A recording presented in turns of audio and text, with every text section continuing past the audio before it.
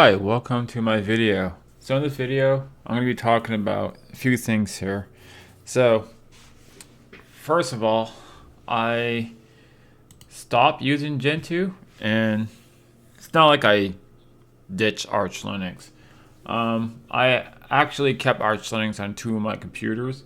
The only reason why I took it off on this computer is because I only got one hard drive or an NVMe disk on this system, which I'm planning to get another one just so I can play around with different Linux distributions. Now I'm gonna tell you why I stopped using Gentoo, and there's some uh, pro- not nothing really wrong with the system at all. I'm sure it's fine with many people. It's me in general. um, so when I put it on the B-Link, the little mini PC I have, um, I've been getting some problems with that little computer with Gentoo, and the problem is the weirdest bug ever. Um, when I go to GDM, it would just power off my little computer off, and sometimes it will let me go to the user and let me type my password in, and while about to log in to GNOME, then I'll just power off my computer. And there'll be times that I'll just reboot or just power it back on, most likely because it's already powered off. So I just put it back on, go back to GDM, and it'll work fine. And I'm just like, why is it doing that? I reinstalled GDM. I tried another display manager, which was SDDM, which is the display manager that they use for KDE.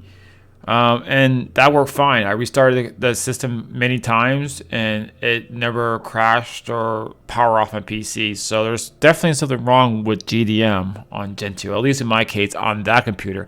On the other computers with Gentoo, GDM works fine. It didn't power off my PC or anything, but with the B-Link, it did.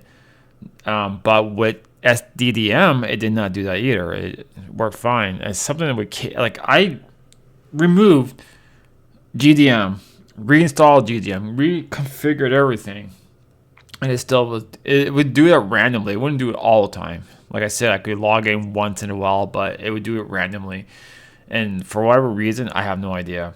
With Arch Linux on the B-Link, it never does that. It always goes to GDM, and then you can boot up into the system. It never power off my PC, so it works. Arch Linux actually works really good on the B-Link, so therefore I just took off Gentoo off that SSD that I had spare on the B-Link. So now there's nothing on there. Like, I just don't have anything on it. I actually label it what I label it, distro ready. Actually, all the computers that I have that has spare disk that I don't have nothing on it, I just put distro ready because I'm bound to put some kind of distribution of Linux on it. So that's why I put distro ready, because it's ready for another distribution to be played around with. Now, I've been checking out some other Linux distributions, and I'm realizing that there's not really much that takes my interest. There's Slackware, but it's like, Slackware, I used it, had fun with it. And then there's Crux, it's like, I mean, it's similar to Slackware, like, and similar to Arch Linux, and it's like, I don't know, they don't seem too interesting for me to play around with them. I played around with them in the past, and they're okay systems, but I don't know. I don't feel excited to play around with them. Did I check out Nix OS? I'm like, yeah, it's interesting, but I don't know. It's not really the Linux style system. It's kind of like doing their own thing, and like I get it, but it's like, it's not. It doesn't feel like Linux. So I just avoid that distribution. I don't really care for it. No offense for the people that love that system. I just personally don't like it because I don't think it's really that much of a Linux system. It doesn't act like a Linux system. It doesn't want to be like a Linux system, and it doesn't want to teach you Linux. So I don't care for it personally. Now there's other Unix-like systems like FreeBSD and there's OpenBSD. Now these systems here, I would love to retry them again, even NetBSD. So I don't know. Like Debian, Debian's stable and it's, there's no excitement with Debian. Debian's Debian. It works fine. It's a good system. It's a base of Ubuntu systems. Yeah, it's fine. Same as Ubuntu. It's fine. But I don't really like. The only time I play around with Ubuntu is basically when they have a beta coming out, which is going to be coming out pretty soon. So I'll be playing around with Ubuntu in the future, and same as Fedora. See what I'm also really excited with the GNOME 46. So I could go on the alpha and play around with it, but it's alpha GNOME. I wait till like it's a little bit more into the beta phase because alpha GNOME is anyways, no. I don't know. I'm sure if I'm going to test out GNOME 46. I'll just stick with the stable version and wait for it to get released, I guess, because to be honest, GNOME is GNOME. I mean, it's not really much difference going into GNOME, especially in 46. It's not really like a major update like what's going on, like what happened with GNOME 45. GNOME 45 was pretty interesting because they did actually add some features that was actually pretty useful to the system. As with GNOME 46 is, So yeah, so basically, I put back Arch Linux on this single NVMe disk. It didn't take me long. I did it a few days ago. Another thing is that I had to install some software through Flatpak. There's some software I could install from Portage, but it's just too much use dependencies for shortcut. I just use Flatpak because I just couldn't be bothered with all these use flags. I was just like, I can do it all. It's just, to me, I find like all these use flags and all this other stuff like to always add with your Portage makefile. It gets pretty repetitive.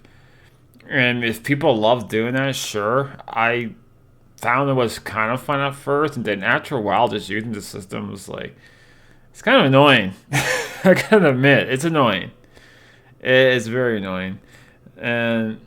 But is Gentoo bad? No.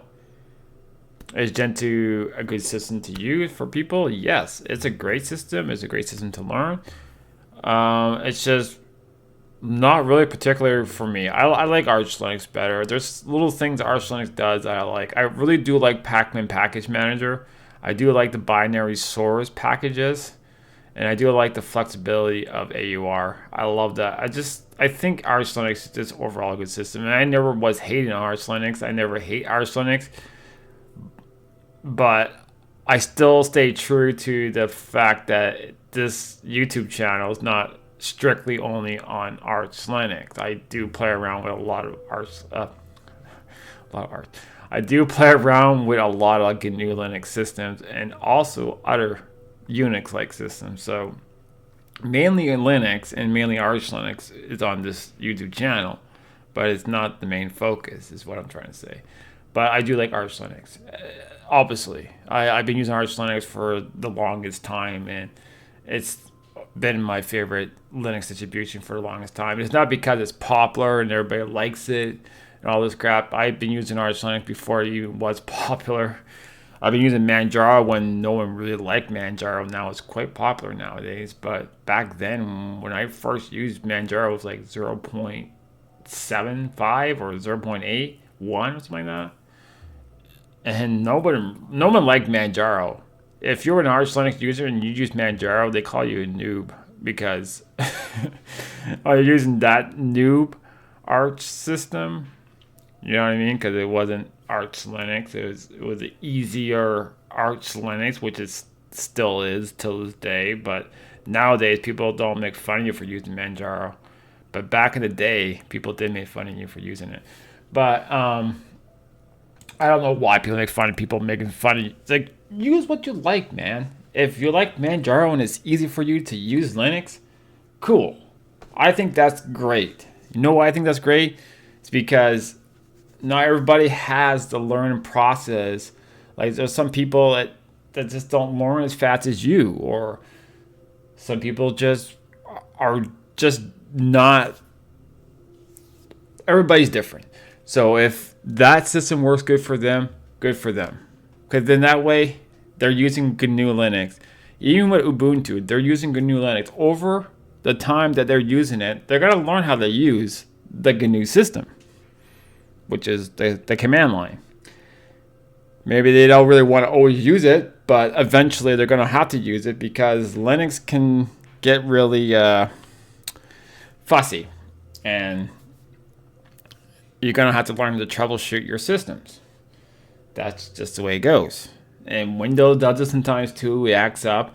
That's why a lot of people, they just bring their computer to a computer shop. Hey, like, hey, yo, fix my computer and I'll pay you money.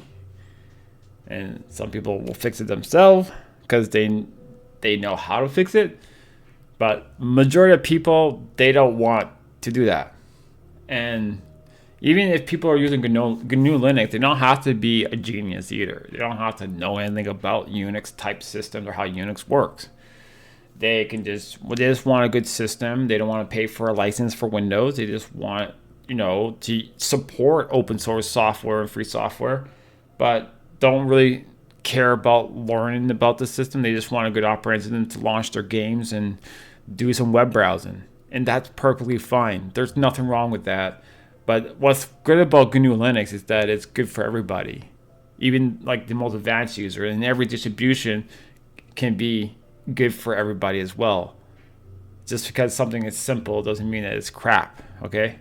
That's could be a whole new rant and another video. But my point is that I like Arch Linux. I think it's a great system, and I'm back on it, and I'm going to stay on it because I just like it. And by the way, it updated to 6.7. We never got the 6.6.11 kernel. Gentoo had it for a while, and Arch Linux just stayed on 6.6.10 for the longest time. And I'm like, when are we going to get to 6.6.11? I know it's LTS got it, and the testing repos were getting 6.7. Then I just got an update a few hours ago, or I checked the update a few hours ago. And yeah, I got a 6.7. So I'm like, cool. Right on. So Arch Linux on 6.7 as I'm speaking in this video. So yeah, that is basically my little rant video. I know I hadn't made a video since I done the recording off my case. I gotta say, I really like that ASUS Tough case. Really nice case, man. Like, if anything, I'm gonna buy ASUS products. I mean, I do buy a lot of ASUS products, but I never buy ASUS computer case. And ASUS computer case, like the Tough gaming case here, man, this is a really nice case. I have a Corsair case, which is the 4000D Airflow, which is one of their most popular cases, and it's a pretty well solid case.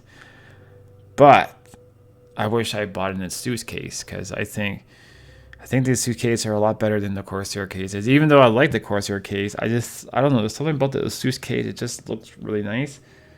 I really like the way that the build quality is so good. Like, my motherboard screwed in so well onto this case. Like, the deep cool case motherboard, like I don't know, like that case is made really cheap. Don't ever get deep cool, guys. Don't get deep cool. Deep cool is not good. Get an ASUS case. This is a good case. I pay $120 Canadian. It's probably cheaper in the United States, and it's actually a really good price for a case, and it's a really nice case. Like, I'm telling you, like, it's a really nice case. I like it a lot. It comes with four fans, and probably not the best fans, but they're not the worst either. And they're free. Well, not free. You're paying for it, but it comes with the case, which is nice. And they are pretty nice fans. They have like really nice lighting effects on it. And the case that I like about this case, it has it doesn't mention it. Like, I didn't even know it came with that, but it comes with like a little like RGB hub thing that's on the back of your computer. And you can plug in like all your RGBs to that hub, and just plug that cable, which is all linked to all your fans, into, anyways. I never had a computer like that, so that's pretty cool stuff. I know probably a lot of people that are building computers, watching this video, like they probably deal with a lot of that stuff. And people are asking me, do you ever use a water cooler for your CPU? No, I never do, and I don't really care for that. To be fair, personally honest, I like air coolers. I'm just old school, I guess. I don't really see the benefit of water cooling. To be honest, I know it cools your chip down a little bit better, but I don't know. I find the Hyper 212 is a good CPU cooler. I mean, I'm quite impressed with it. And my CPUs are not overheating, so I don't really need anything else fancy for that. It looks more cleaner, neater with the water cooler and all that stuff, but to me, I don't really care for that. I'm a fan person. I like fans. I'm a big fan of fans. Yeah. Well, anyways, this is just another ranting video of me talking about stuff and basically making content because I hadn't been making videos in a while. So once again, thanks for the watch, guys. I will bring some videos and try to find a system that will pique my interest. If you guys have any like systems that you want to recommend me, you can always drop it down in the comment and I will definitely check it out. Anyways, thanks for the watch, guys. Have a good one. Cheers.